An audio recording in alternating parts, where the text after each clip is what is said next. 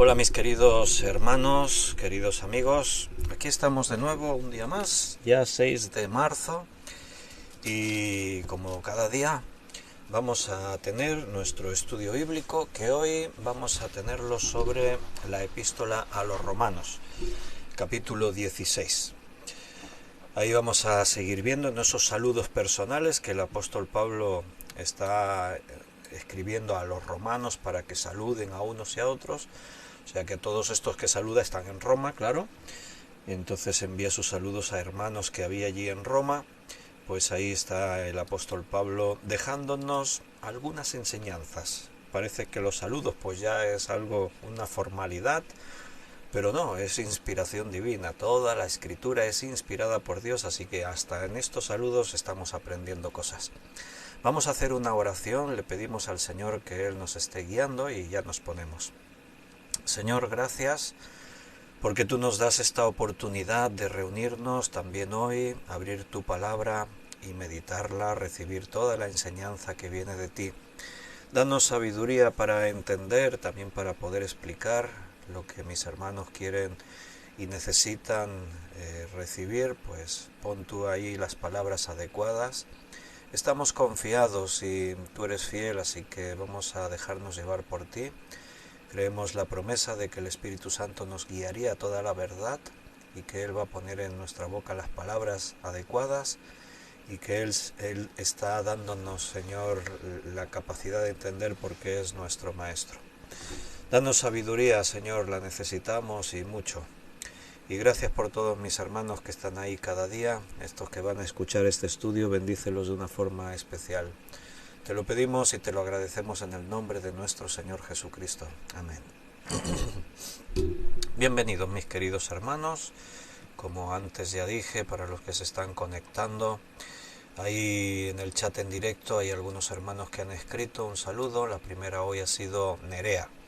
Paola y Nerea que es la que escribe, dice que el Señor os bendiga, soy Nerea. Bienvenida Nerea y Paola.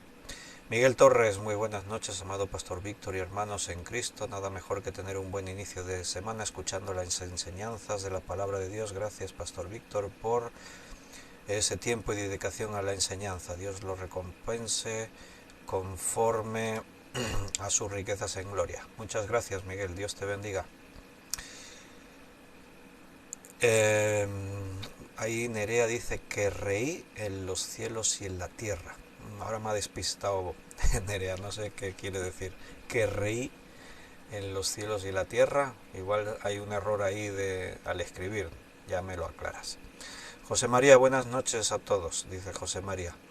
Dios te bendiga, José María, espero que todo eso del hospital esté yendo bien. Benito, buenas noches a todos mis hermanos, dice Benito, y Paco y Rosario dice buenas noches a todos y muchas bendiciones. Y Juan Bermudo también dice, hola mis queridos hermanos, Víctor y todos los demás, que la gracia y la paz de nuestro Señor Jesucristo estén en vuestros corazones. Beatriz también escribió por aquí, y Beatriz dice,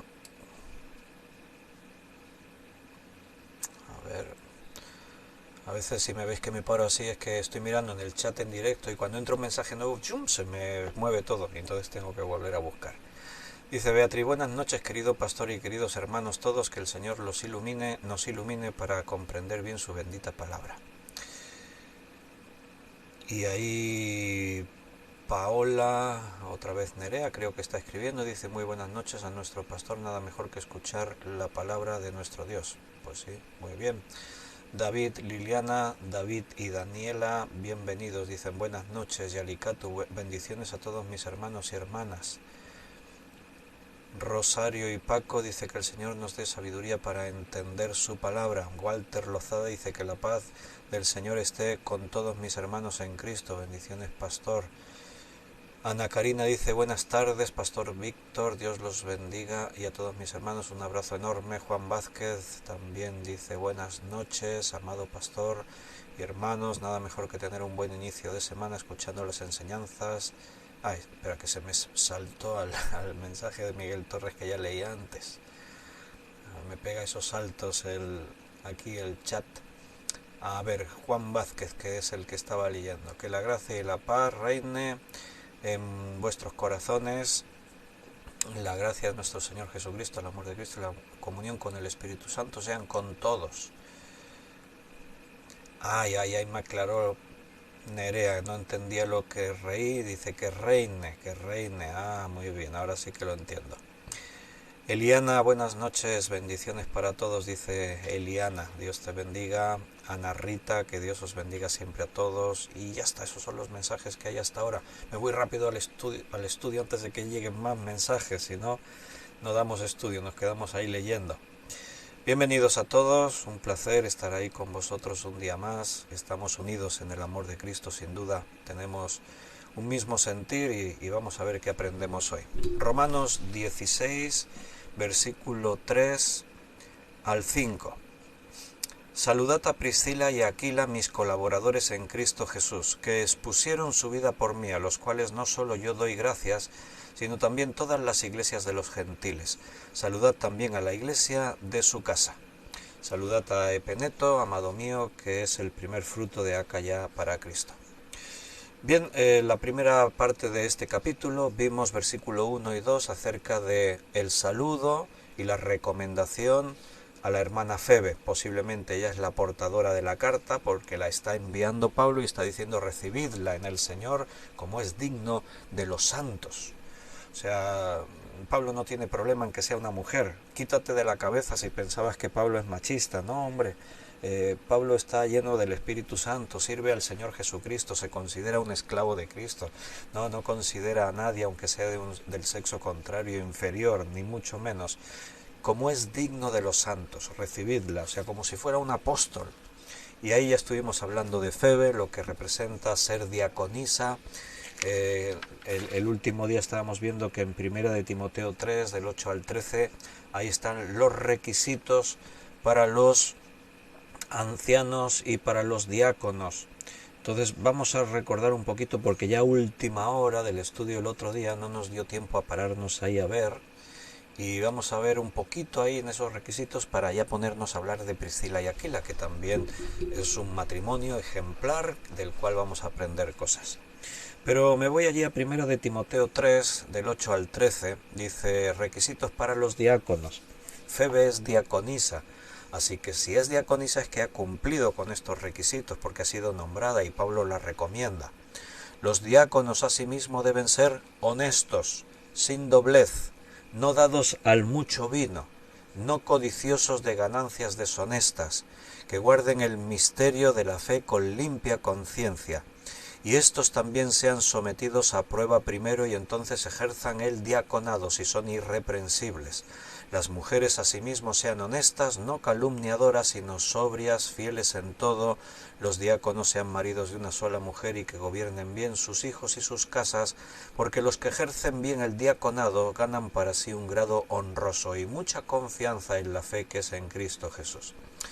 Requisitos para diáconos son similares al de los obispos, que dice al principio ancianos, obispos, pastores, está hablando de los líderes en la iglesia, se pueden utilizar diferentes nombres, y los diáconos, aunque son servidores así como en un rango inferior, digo como porque no te olvides que el servicio en la iglesia no tiene categorías de que unos son más importantes que otros. Sí que es cierto que según qué responsabilidad en la iglesia puede tener mayor responsabilidad, pero no es que la persona sea más importante. El único importante aquí es Jesucristo. Nosotros todos somos herramientas en sus manos. Quien edifica es Él y el foco de atención tiene que estar puesto en Él. Reconocemos a los hermanos, así como Pablo ahora está, de alguna forma al enviar los saludos está mandando reconocimientos a cada uno de estos hermanos. Y nosotros reconocemos a los hermanos, reconocemos a los que trabajan en la iglesia, a los que han dedicado sus vidas a la iglesia. Podemos hacer un homenaje a una de esas personas, pero siempre la atención, el énfasis lo ponemos en el Señor. Él es el digno de recibir la gloria, la honra y el honor. Los hombres nos reconocemos en el ejemplo que estamos dando los unos con los otros, y está bien ese reconocimiento, siempre teniendo en cuenta este detalle, que el Señor es el que lo ha hecho todo en nosotros y los méritos son suyos.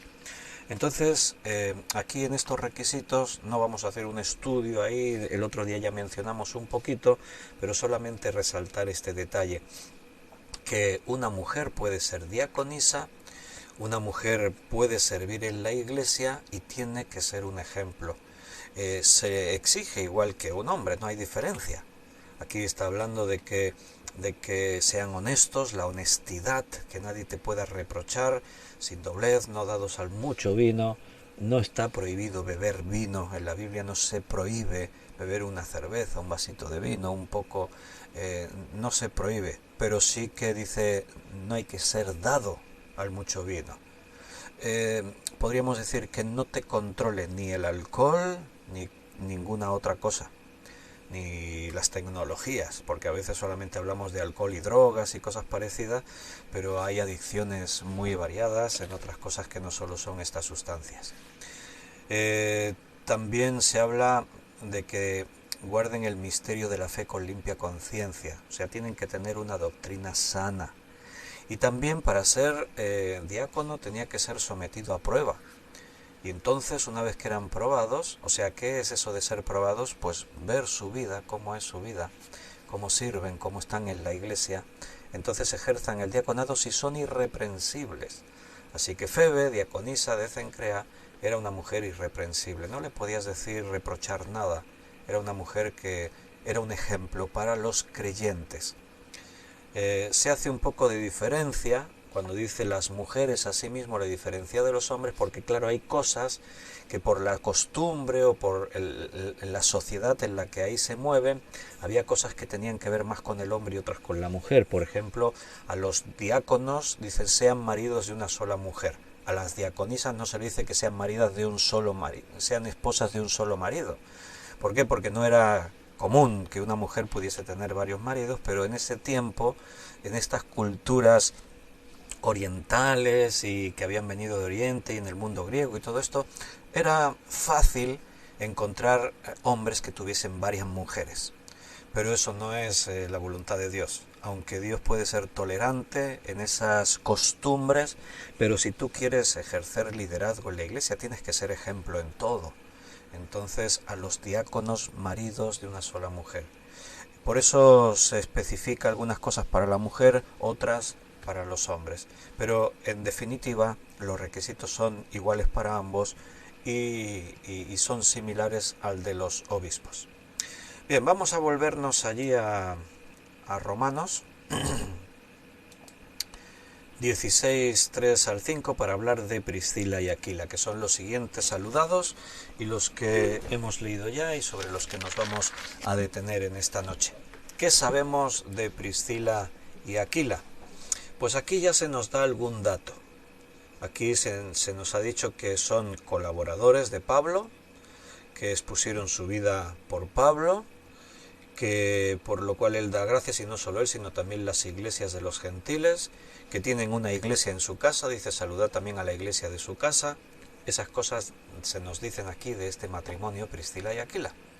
Pero tenemos algunos textos más, vamos a leer algún texto más en los que aparecen estos hermanos, este matrimonio, hermanos en la fe, y así sabremos más cosas de Priscila y Aquila. Nos tenemos que ir a Hechos, capítulo 18, y ahí en Hechos 18, en el versículo 2 ya se nos habla de Priscila y Aquila.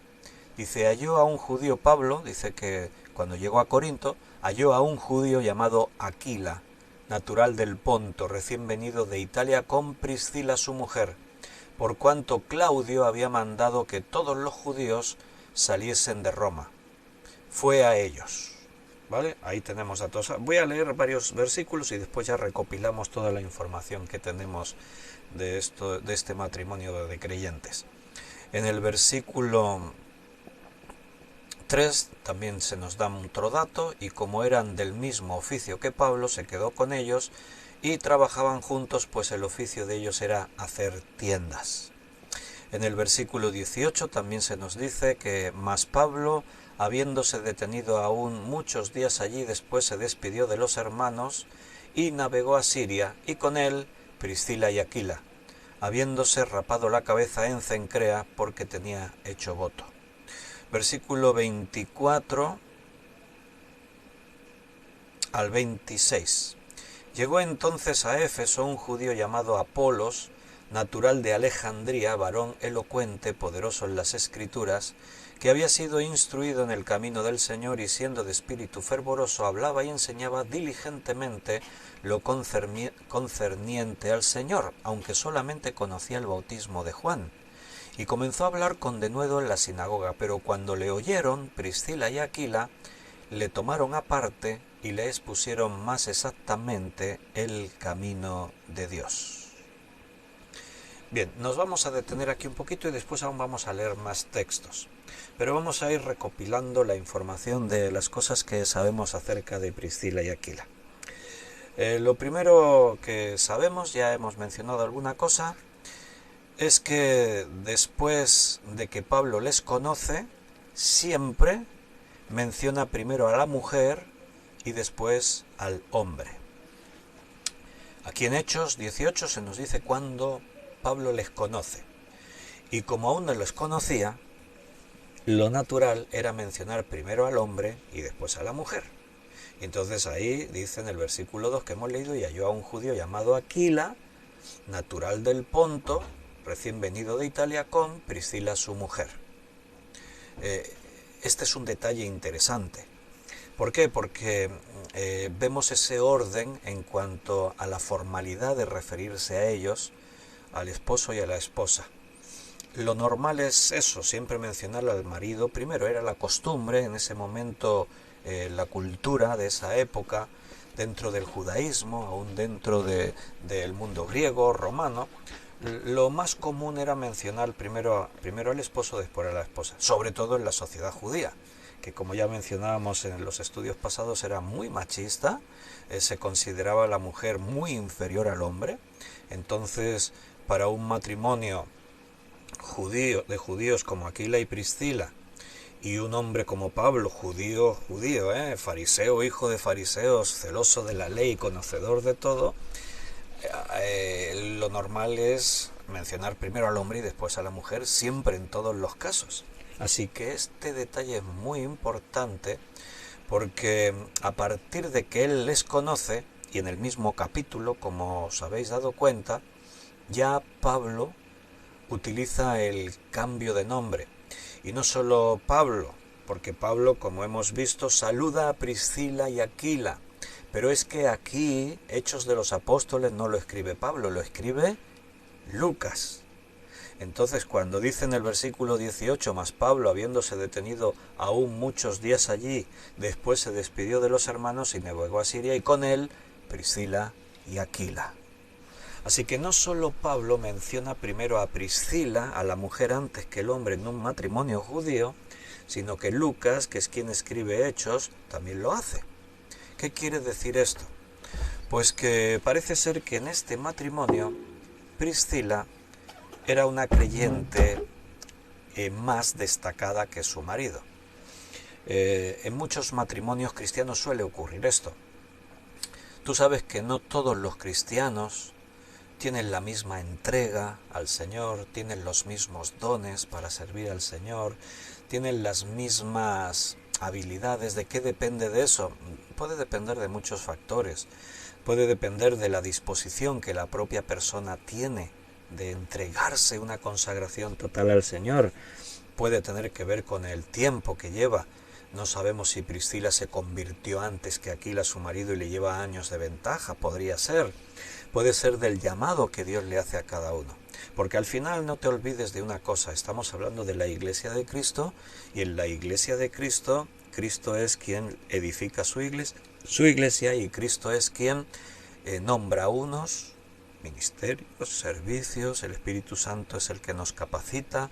Entonces cada uno está en la iglesia donde, vamos a decir así, donde tiene que estar. El Señor es quien nos usa, el que decide.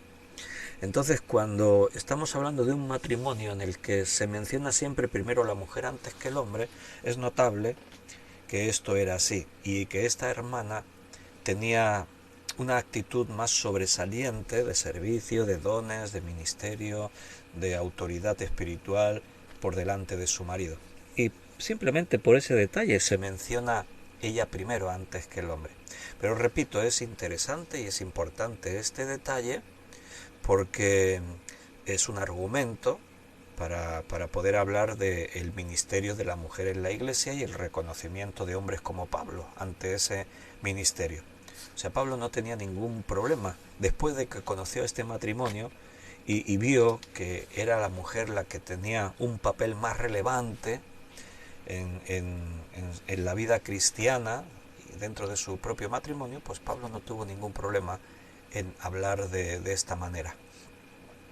El nombre Priscila en realidad es Prisca. Priscila es como una adaptación después desde el punto de vista griego, y su nombre es Prisca, como aparece también en algún versículo, se menciona así. En lugar de decir Priscila, pues dice Prisca. Por ejemplo, creo que es en 2 de Timoteo 4 que se menciona así, 4:19. Saluda a Prisca y a Aquila y a la casa de Onesíforo. Bien, ahí está. Otra vez Pablo saludando a Priscila y Aquila. Ellos aquí están en Éfeso y la carta a Timoteo va dirigida allí, a Éfeso. Timoteo estaba en Éfeso.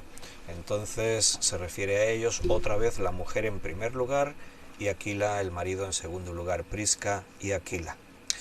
Hay que decir que no se ve que ellos también tuviesen problema, ¿no? De que el hombre se sintiese ofendido, de que primero mencionan a mi mujer antes que a mí. Mira, cuando un matrimonio como este sirven juntos a Dios, son un ejemplo de servicio, de fe, de madurez, ninguno de los dos tiene problema en que uno en un momento dado parezca que tenga más liderazgo o protagonismo.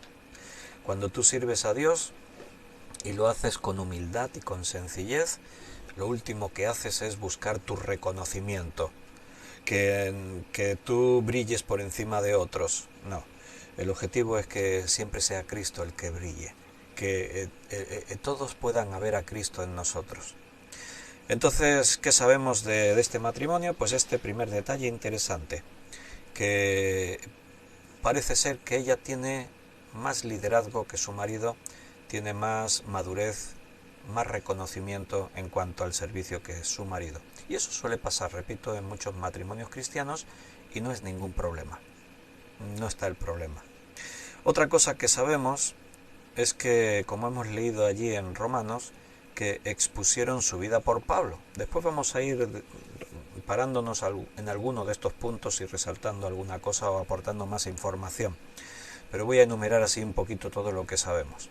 Que expusieron su vida por Pablo, que eran colaboradores de Pablo, dice ahí, mis colaboradores, dice ahí en Romanos 16.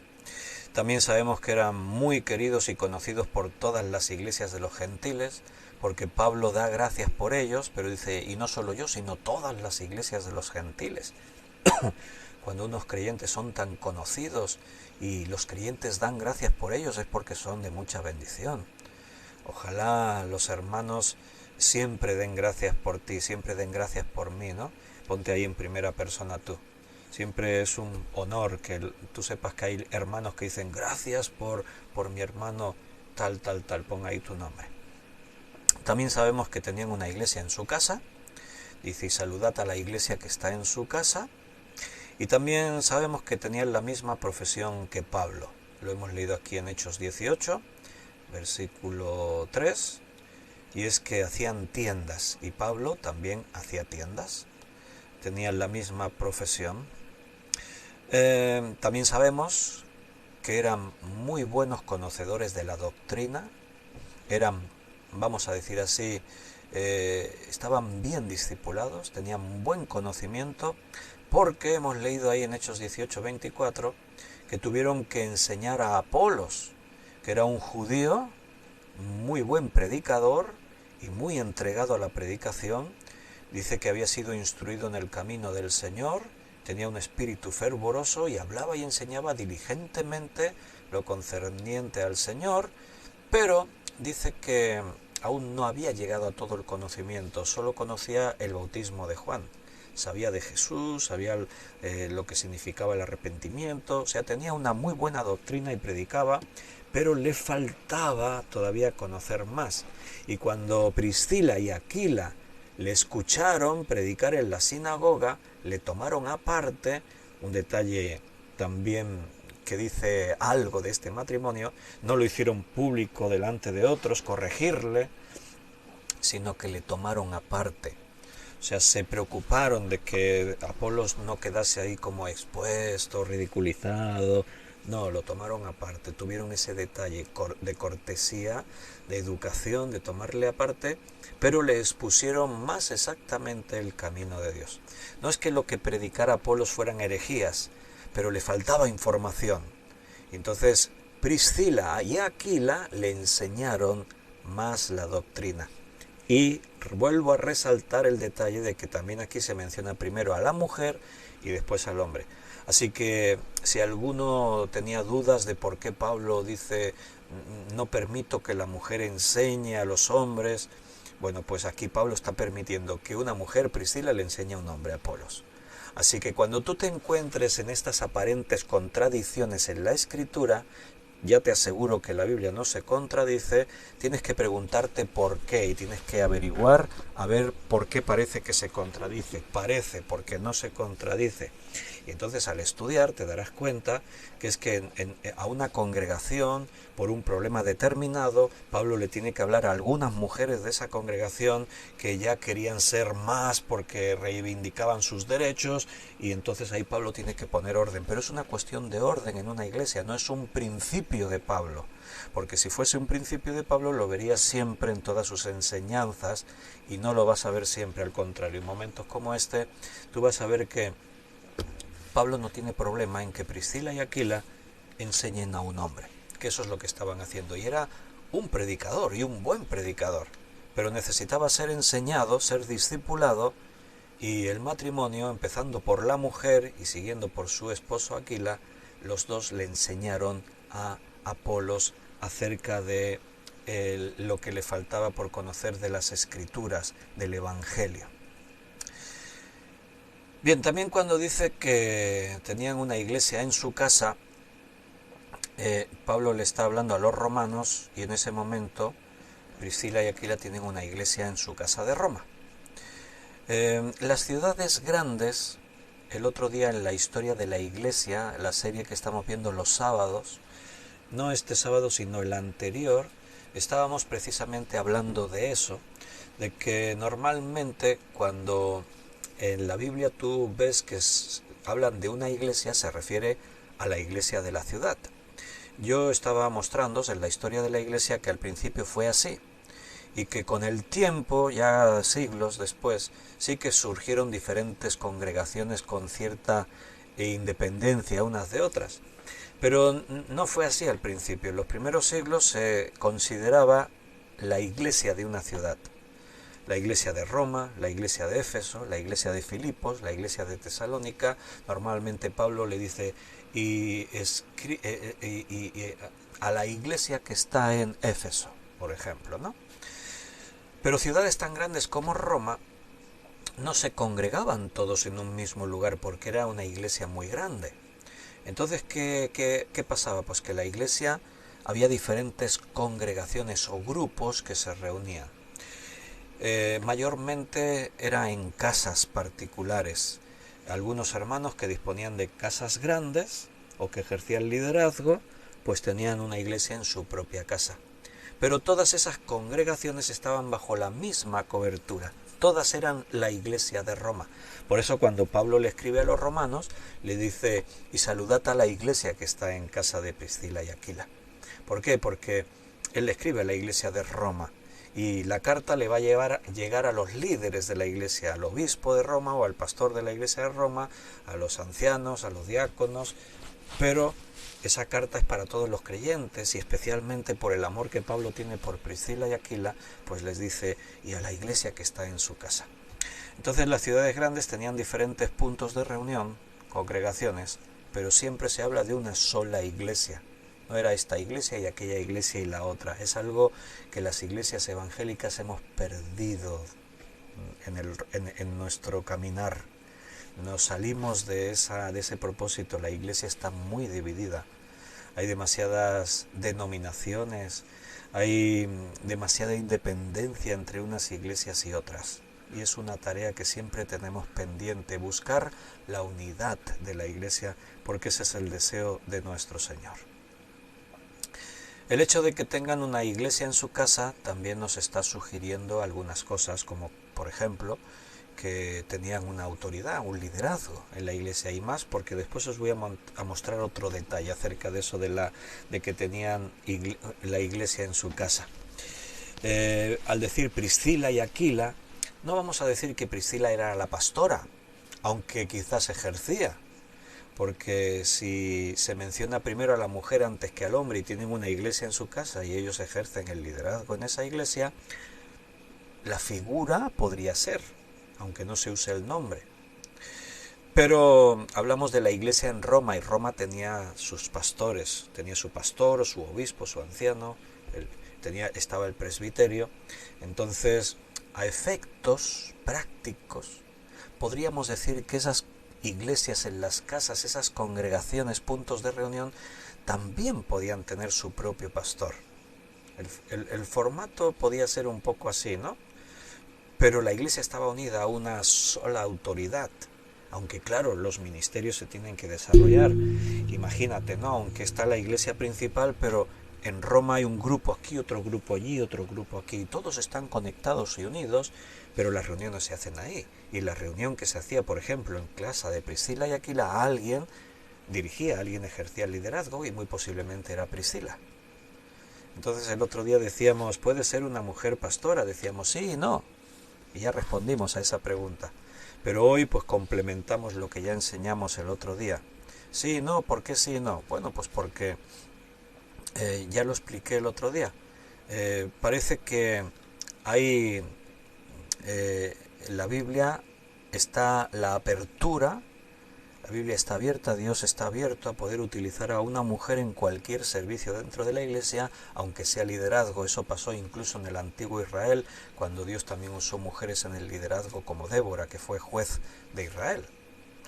En la iglesia, pues también en un principio. Lo que pasa es que vemos que también hay un principio de autoridad en la Biblia y es que el marido es cabeza de la mujer. Pero eso no quiere decir que sí o sí siempre. No, aquí tenéis la excepción, la que rompe la regla.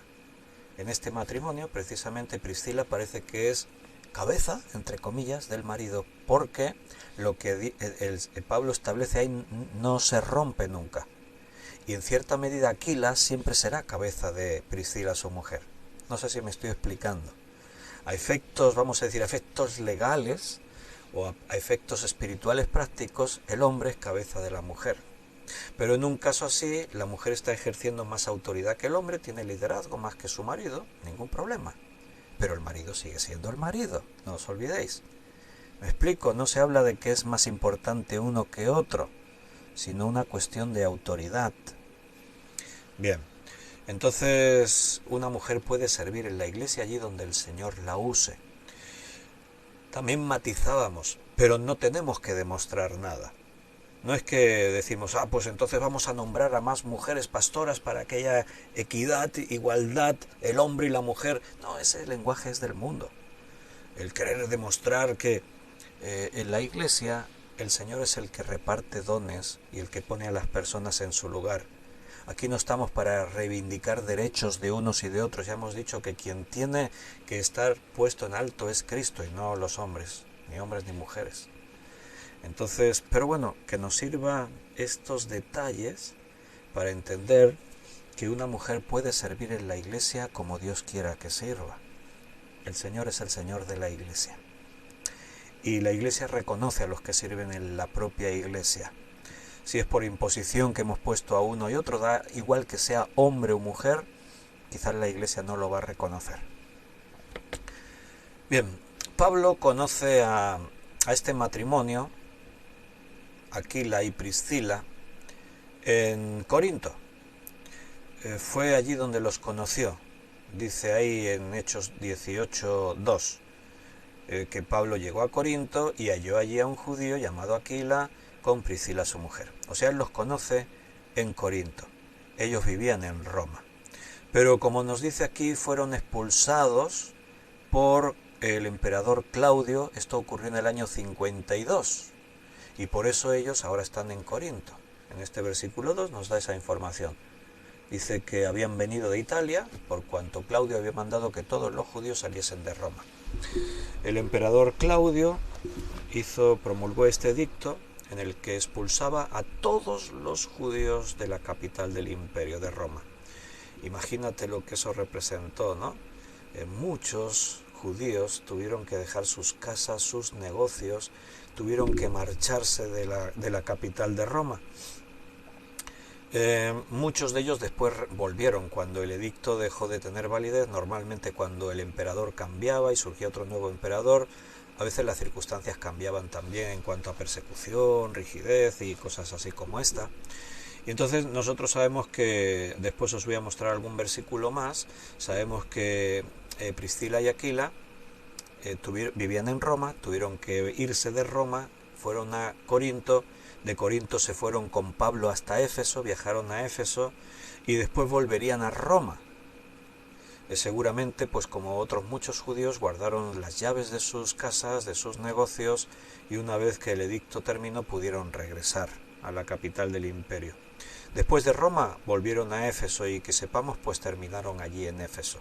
Es el último dato que tenemos ahí en la Biblia. Así que fíjate cómo anduvieron de aquí de allá. Roma, Corinto, Éfeso, Roma y Éfeso otra vez. Entonces, bueno, pues este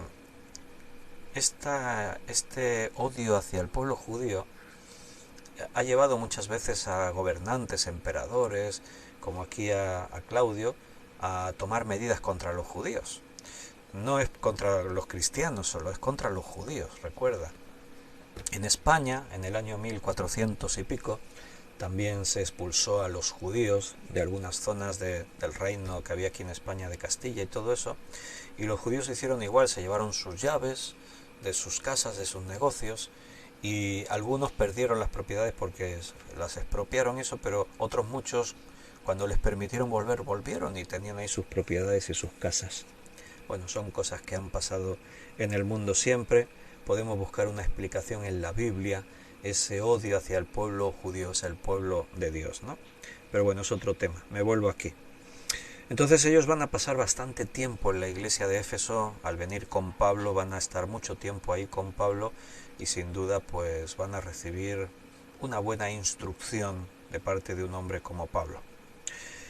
Seguramente fue en Éfeso, aquí en Hechos capítulo 19, en el alboroto que hubo, en un disturbio que hubo ahí en Éfeso, que querían ahí matar a Pablo, seguramente fue ahí porque aquí está Priscila y Aquila con Pablo y son sus colaboradores, posiblemente fuese aquí cuando expusieron sus vidas por la vida de Pablo. El texto que hemos leído ahí en Romanos, que Pablo dice, expusieron sus vidas por mí, esa frase en el original griego dice, expusieron sus cuellos por mí. Es una forma de decir, expusieron sus vidas por mí. Exponer el cuello, porque normalmente la ejecución era cortar la cabeza. Entonces decir, expusieron sus cuellos por mí, es como que defendieron a Pablo arriesgando sus propias vidas, aún estando dispuestos a morir en el lugar de Pablo.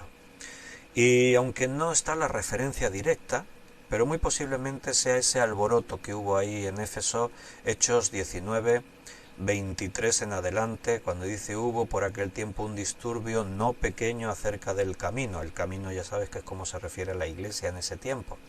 Porque un platero llamado Demetrio, que hacía de plata templecillos de Diana, daba no poca ganancia a los artífices, a los cuales reunidos con los obreros del mismo oficio, dijo, varones, sabéis que de este oficio obtenemos nuestra riqueza, pero veis y oís que este Pablo, no solamente en Éfeso, sino en casi toda Asia, ha apartado a muchas gentes con persuasión, diciendo que no son dioses los que hacen con las manos, los que se hacen con las manos.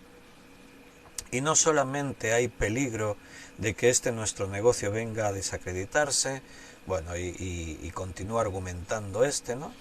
Y dice un poco más hacia adelante que la gente se puso contra Pablo, Dice en el versículo 32, unos pues gritaban una cosa, otros otra, porque la concurrencia estaba confusa, y los más no sabían por qué se habían reunido. Y sacaron de entre la multitud a Alejandro, empujándole los judíos. Entonces Alejandro, pedido silencio con la mano, quería hablar, y bueno, ahí estaba ahí, y más adelante también se habla de Pablo. En fin, fue un gran alboroto. ¿Por qué? Porque Pablo predica, la gente se convierte, deja la idolatría, y esto estaba perjudicando al negocio de idolatría de algunos por ahí. Entonces, posiblemente fuese en este alboroto en el que Priscila y Aquila salieron en favor de Pablo y arriesgaron sus vidas. Un matrimonio al servicio de Dios. Cuando yo era jovencito leí un libro que se titulaba "Y se casaron y fueron". ¿Qué pondrías tú a continuación? Y se casaron y fueron. Lo que normalmente se oye, la frase hecha es: y se casaron y fueron felices. Pero ese libro se titulaba "Y se casaron y fueron útiles". Y me sorprendió el enfoque de ese libro. Es un libro muy antiguo, no creo que se encuentre ya en las librerías, posiblemente que de segunda mano, por ahí por internet lo puedas encontrar. Pero es interesante porque plantea el matrimonio cristiano. Evidentemente el centro tiene que ser el amor, como en cualquier relación, pero en el caso del matrimonio cristiano también tiene que ser un matrimonio dispuesto al servicio. Normalmente cuando dos personas se casan tienen que caminar juntos, y eso implica servir juntos. No es muy apropiado que de pronto un matrimonio, uno tiene el llamado de servir al Señor y el otro no. Si eso causa separación entre ambos, algo se está haciendo mal, porque también la palabra de Dios nos da instrucciones de que el matrimonio tiene que estar unido y que no se niegue el uno al otro, a no ser por un breve espacio de tiempo, etcétera, etcétera. Ahí hay instrucciones. Entonces, un ejemplo de un matrimonio de servicio a Dios es este, Priscila y Aquila. Si quieres un ejemplo de un matrimonio pésimo, pues Ananías y Zafira, Hechos capítulo 5, que mintieron al Espíritu Santo y andaban con falsedad, pero vamos a tomar a Priscila y Aquila como un ejemplo de matrimonio al servicio de Dios.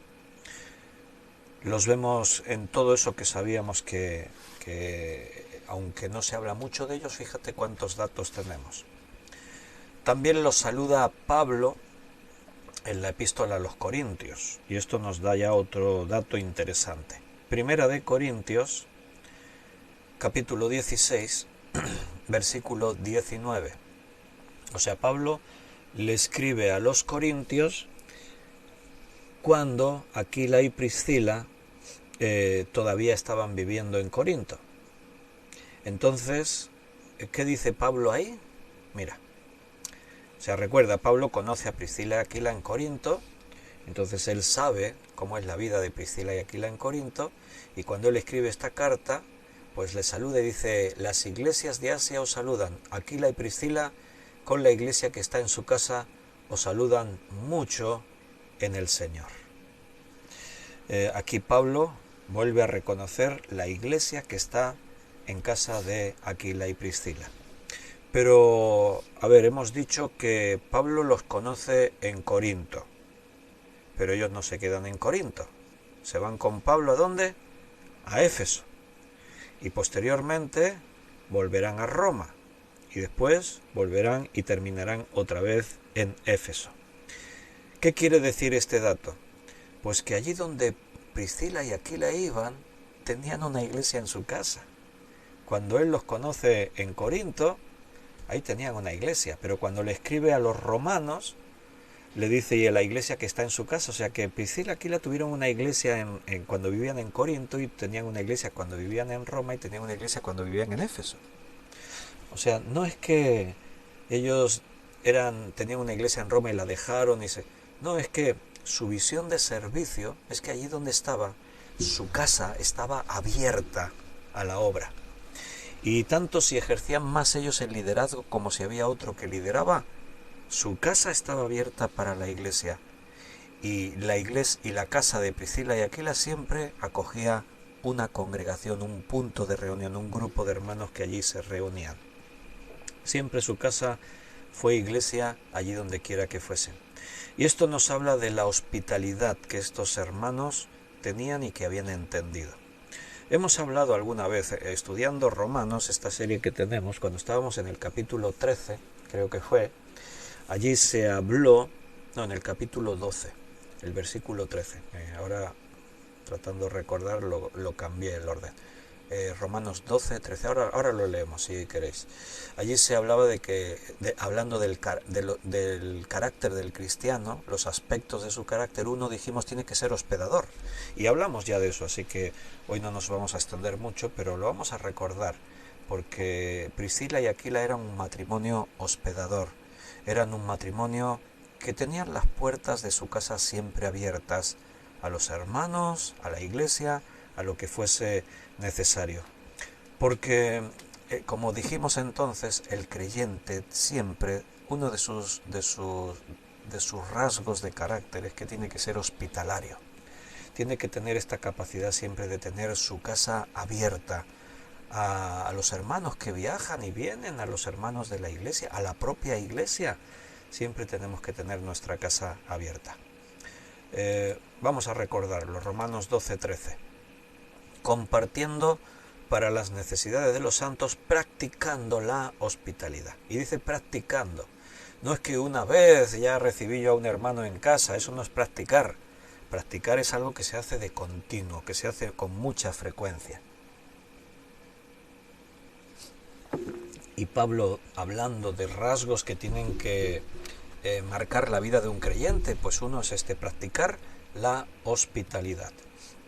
En el Evangelio de Juan capítulo 13, versículo 34 y 35, cuando Jesús nos dejaba el gran mandamiento, un mandamiento nuevo os doy, que os améis los unos a los otros, como yo os he amado, que también os améis los unos a los otros. En esto conocerán todos que sois mis discípulos si tuvierais amor los unos con los otros. Como creyentes tenemos que amarnos, es un mandamiento.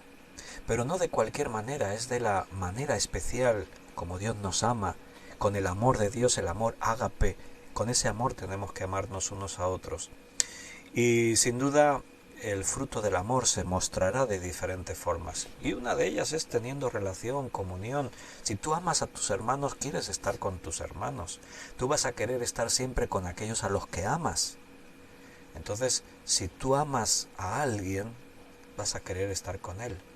Si tú amas a los hermanos, vas a tener las puertas de tu casa abiertas para que tus hermanos estén ahí, vengan cada vez que haga falta. O sea, vas a ser feliz cuando tus hermanos estén ahí en tu casa. Yo sé que hay algunos a los que les molesta las visitas.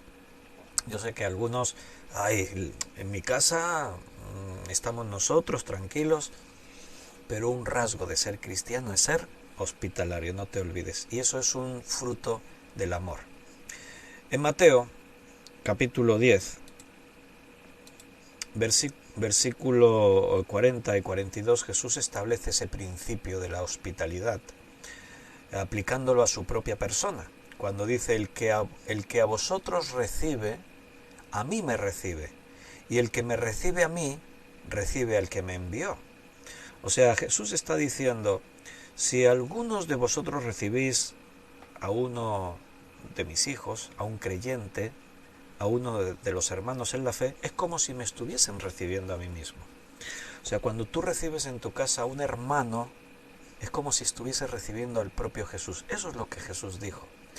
El que recibe a un profeta, por cuanto es profeta, recompensa de profeta recibirá. Y el que recibe a un justo, por cuanto es justo, recompensa de justo recibirá. Y cualquiera que dé a uno de estos pequeñitos un vaso de agua fría solamente, por cuanto es discípulo, de cierto os digo que no perderá su recompensa. Jesús está estableciendo ese principio de la hospitalidad. Recibe en tu casa a los hermanos que lo necesiten. Si es un profeta, si es un creyente, un justo, al recibir a uno de estos es como si me estuviese recibiendo a mí. Y además, Él deja una promesa, y es que si tú eres hospitalario y haces esto de recibir en tu casa, no te vas a quedar sin tu recompensa. ¿Recordáis al profeta cuando fue recibido en la casa de la viuda? ¿Recordáis si la viuda recibió alguna recompensa por haber alojado en su casa y haberle dado de comer y cobijo al profeta? ¿Recordáis? Alguien dice, sí, me acuerdo que fue bendecida, o sea, fue recompensada en esto, en esto. A ver si alguien se acuerda de alguna recompensa que recibió aquella mujer.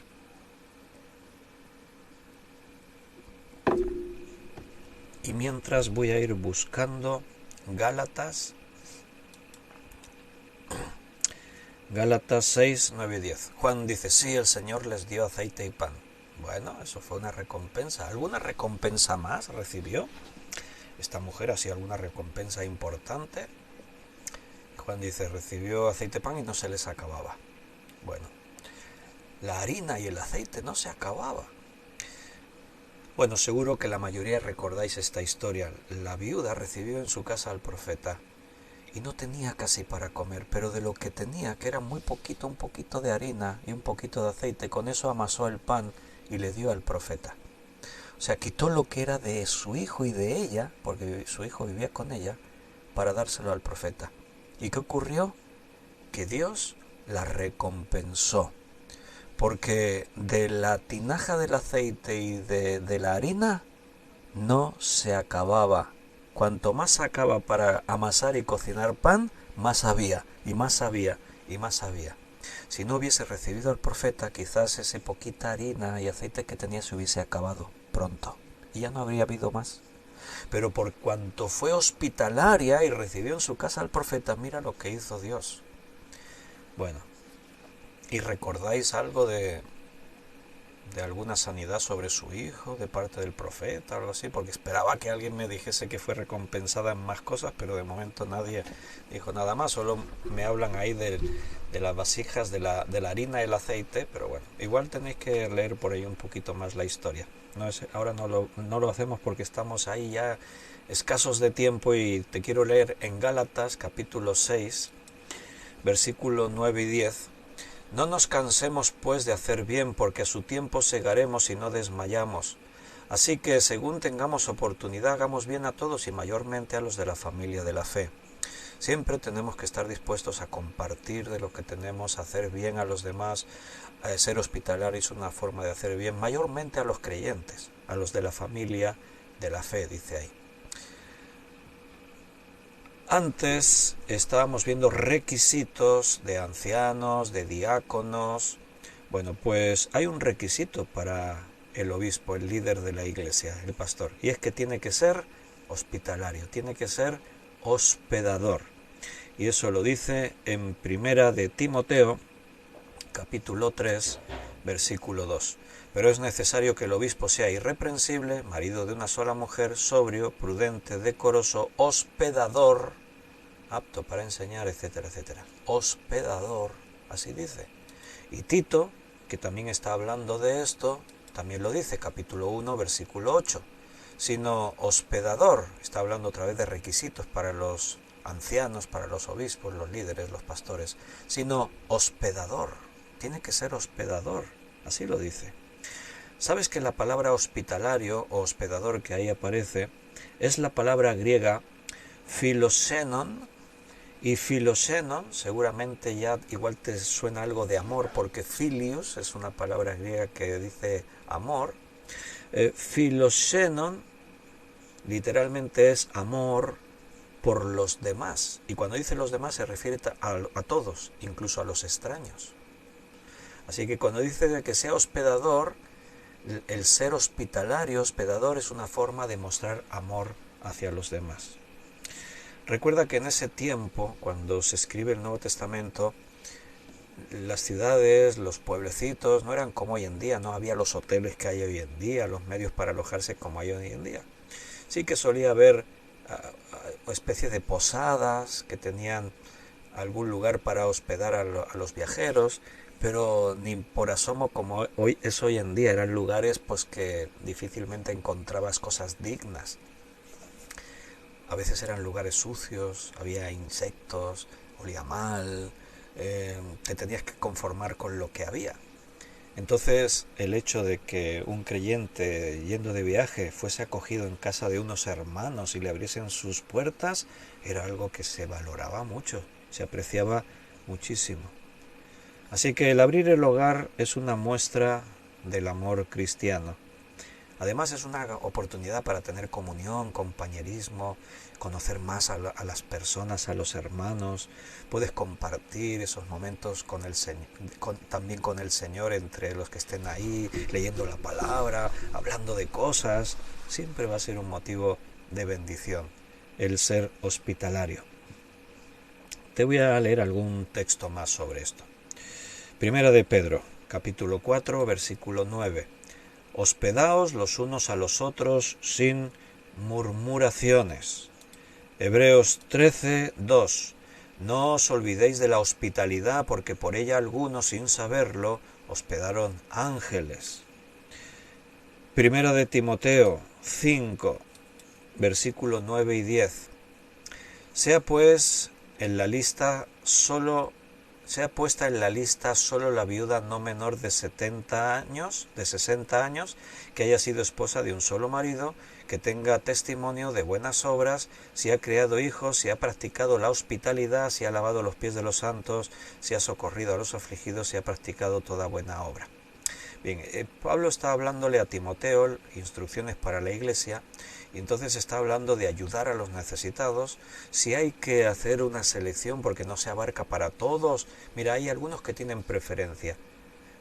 Las viudas, hay algunas que tienen preferencias, y ahí es donde se menciona por qué esta viuda puede tener preferencias sobre otras. Bueno, que no sea menor de 60 años. O sea que ya es más viejecita y necesita más cuidado. Pero además es que se lo merezca, que haya llevado una vida digna, que haya sido esposa de un solo marido, que tenga testimonio de buenas obras, que haya criado bien a los hijos. ¿Y qué dice ahí? Si ha practicado la hospitalidad. ¿Te das cuenta cómo era algo muy reconocido y que se apreciaba mucho cuando alguien era hospitalario? Pues también aquí vas a ser recompensado como Jesús prometió. Y ya he visto que algunos habéis escrito por ahí que resucitó al niño y todo eso. Muy bien. Parece que no os acordabais, pero después ya se refrescó la memoria. Y un último texto, Mateo 25, versículos 35 al 40. Porque tuve hambre, está hablando Jesús, dice, tuve hambre y me disteis de comer, tuve sed y me disteis de beber, fui forastero y me recogisteis, estuve desnudo y me cubristeis, enfermo y me visitasteis, en la cárcel y vinisteis a mí. Entonces los justos le responderán diciendo, Señor, ¿cuándo te vimos hambriento y te sustentamos o sediento y te vimos de beber? ¿Y cuándo te vimos forastero y te recogimos, o desnudo y te cubrimos? ¿O cuándo te vimos enfermo en la cárcel y vinimos a ti? Y respondiendo el rey les dirá, de cierto os digo que en cuanto lo hicisteis a uno de estos mis hermanos más pequeños, a mí lo hicisteis. Jesús está hablando del juicio final y está hablando del rey. El rey es él, Cristo mismo, y está enseñando algo. Entre otras cosas, habla también de hospitalidad. ¿Cuándo te vimos forastero y te recogimos, o desnudo y te cubrimos? ¿Cuándo te dimos de comer? ¿Cuándo te visitamos? ¿Cuándo? Jesús dice, mira, todo lo que hacéis a uno de estos mis pequeños, lo que haces por un hermano en la fe, por un creyente, para Cristo cuenta como si se lo estuvieses haciendo a Él. Te pregunto, aunque no seas muy dado a la hospitalidad y recibir gente en casa, pero ¿recibirías a Cristo? ¿Abrirías tu puerta a Jesús para que se quede ahí algunos días? Bueno, pues cuando lo haces a un hermano en la fe es como si lo estuvieses haciendo al propio Señor Jesucristo. Termino, una autoevaluación, pregúntate algunas cosas. ¿Dirían otros hermanos acerca de ti que eres hospitalario? Piénsalo. Si yo le preguntase a otros hermanos sobre ti, oye, ¿qué crees de este hermano? ¿Dirían que eres hospitalario, que recibes a gente en tu casa? Pregúntate, ¿cuántas personas has invitado a tu hogar? A veces en la iglesia pedimos, hermanos, vamos a tener visita de X hermanos. Nosotros tenemos aquí una habitación de invitados, no es muy grande, hay 2 camas. A veces se ha quedado gente a dormir en la habitación con 2 camas y en el comedor, un colchón en el suelo, en el sofá. Cuando la iglesia necesita, sí, porque la casa de uno no es suficiente, y yo digo, hermanos, necesitamos acoger a estos. ¿Eres de los que siempre dice, hermanos, mi casa está abierta, contad conmigo? Bueno, hazte autoexamen, y si ya eres hospitalario, felicidades. Si no, intenta ser hospitalario, hospedador. Priscila y Aquila son un buen ejemplo para nosotros. Ellos lo eran, entre otras cosas. Saludad, romanos, a Priscila y Aquila, mis colaboradores. Decir que eres colaborador de Cristo es poner el listón muy alto. Y se menciona primero a la mujer y después al hombre. Decir que han expuesto su vida por Pablo es decir mucho. Y que Pablo personalmente diga, les doy las gracias, y no solo yo, sino también todas las iglesias de los gentiles. Que tengan una iglesia en su casa, saludad a la iglesia que está en su casa, dice mucho también de eso, ¿verdad? Bueno, nos vamos a quedar aquí. El próximo día hablaremos de Epeneto. ¿Quién era ese? Epeneto. Y hablaremos de María, y de Andrónico, y de Junias, y también quizás Amplias, y Urbano, y Apeles, Herodión, Trifena y Trifosa. Ahí tienes una buena lista de nombres, y tenéis que ponerle a un hijo que venga en camino o algo, pues ya sabéis. Trifena, para una niña está bien. Dios os bendiga, hermanos, que el Señor esté con vosotros, que os cuide. Mañana es martes, recordad que los martes el estudio es a las 8 de la tarde, 1 hora antes de lo habitual, porque nos reunimos en nuestro local de reuniones, en la iglesia. 7:30, si estáis cerca y podéis venir, 7:30, porque así estamos un ratito alabando a Dios juntos. Y después a las 8 en punto retransmitiremos en directo el estudio de Primera de Juan, también por estos medios, Facebook y YouTube. Que Dios os bendiga. Y también Odisei, creo que se llama así la otra plataforma en la que retransmitimos. Qué bueno que mañana nos podamos ver en persona. Qué mal los que no podáis venir por las circunstancias, pero qué bien que nos podamos ver también por este medio. Un abrazo, hasta mañana si Dios quiere.